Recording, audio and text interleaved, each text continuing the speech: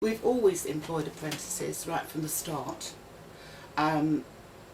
because I think apprentices are future, these kids, and maybe they're a bit of a pain sometimes, but they work out okay. I've had very, very few that don't get on, very, very few.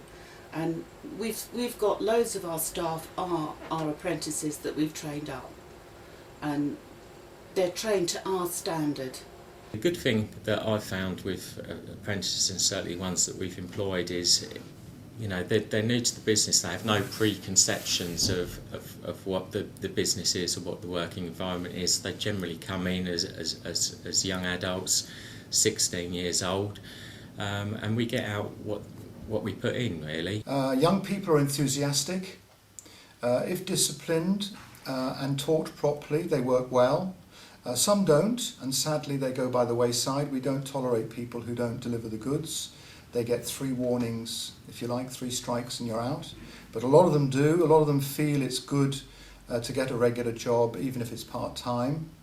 We wanted to employ a younger member of staff within our team.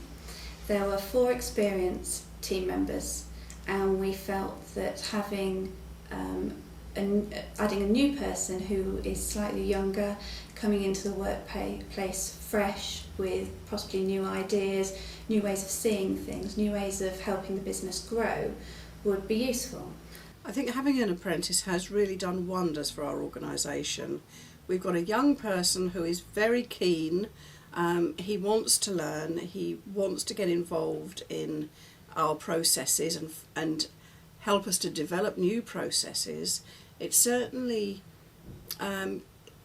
it's made us look again at some of our systems and procedures. With a good induction of the apprentice, setting them standards and goals to start with, they're a real asset to the business.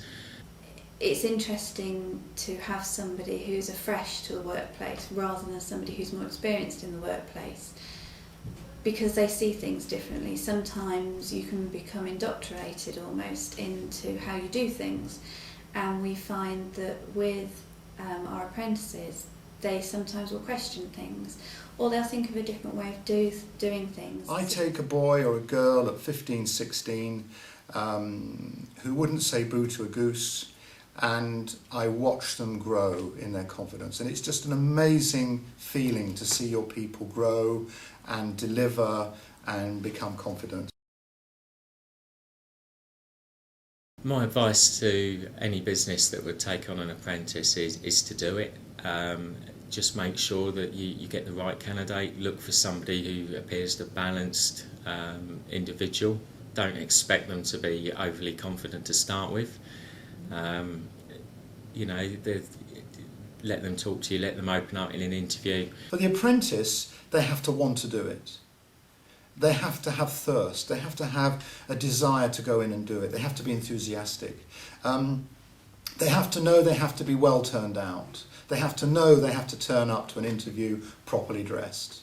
Weathershot look at apprenticeships in a slightly different way to some businesses. We employ somebody to do an apprenticeship, but we want them to do several levels of the apprenticeship with us. We want them to stay with us for some time. So we invest in them, we nurture them, and we allow them to develop and grow themselves, and in turn that helps develop and grow the business.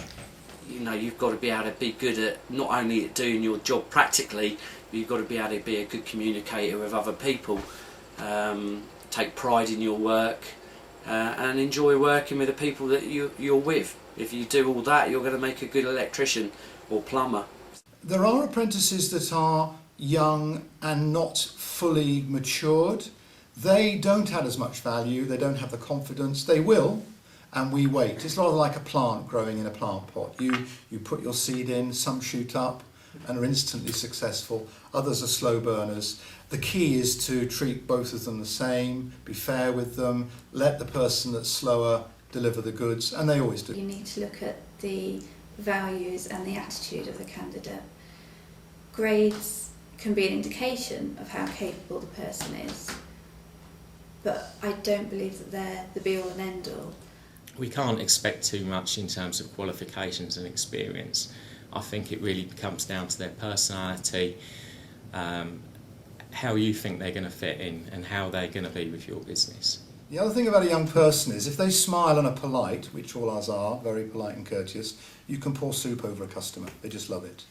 It's if you're not polite and you don't smile, that's when you get the troubles.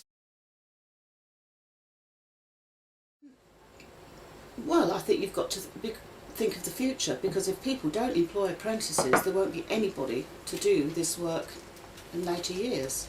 I think any form of youth training is good, and I think those of us in our mature years owe it to the generations coming up in our industry. So whatever industry you're in, you owe it to your industry and to the young people coming into your business. I think everybody should have apprentices.